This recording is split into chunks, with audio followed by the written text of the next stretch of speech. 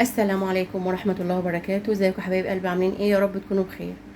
انا النهاردة بقى هعمل فراخ، وهعمل صينية بطاطس بكوسة بفلفل الوان، بالبسلة بالفاصوليا. تمام اهو. ودي البهارات اهي، وده البصل بالفراخ. وهنسمي بسم الله. هحط البهارات دي بقى، ملح وفلفل وكمون وسبع بهارات وملح وتومة في قلب البصلة دي. بسم الله. وادعكهم بايدي كده، تمام كده اهو.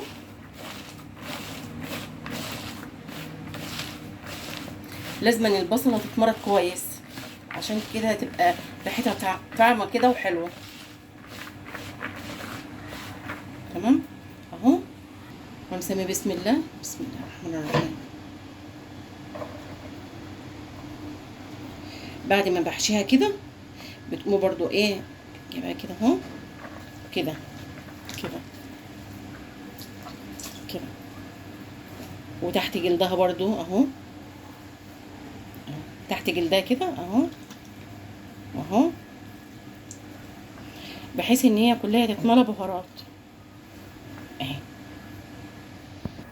حطينا بقى شويه زيت كده في الحله الحلوه دي، وبعدين 5 فصوص حبهان و5 فصوص مستكه، نحطهم كده.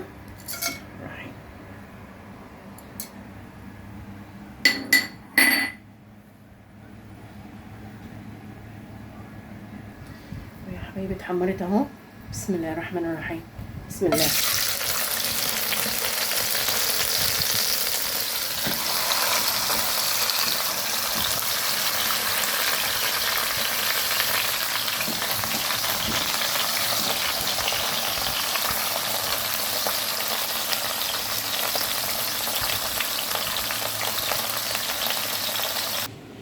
وهعمل يا ولاد الصينيه اهو. بسم الله الرحمن الرحيم.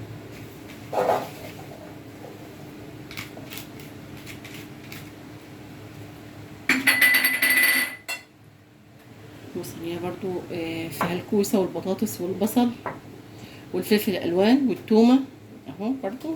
بسم الله.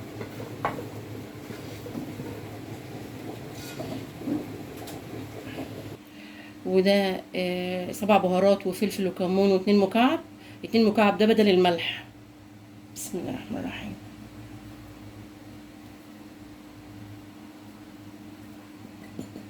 وهنقلبهم كده ببعض.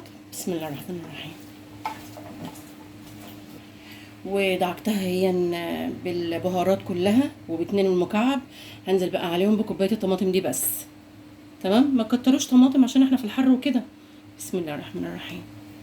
على كوبايه الطماطم دي كوبايه ميه. وهي حبايبي اغطيها بقى بورق حراري وادخلها بقى الفرن.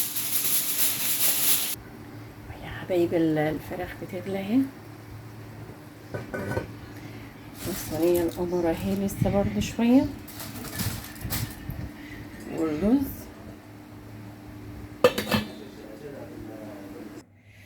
وهو يا حبايبي خلصنا الاكل، والصينيه القمر اللي انا عاملاها معاكم اهو، والشوربه القمر والرز. وتعالوا اتفضلوا معانا. والف هنا وشفا للي اكل، والف هنا وشفا للي شاف. مع السلامه.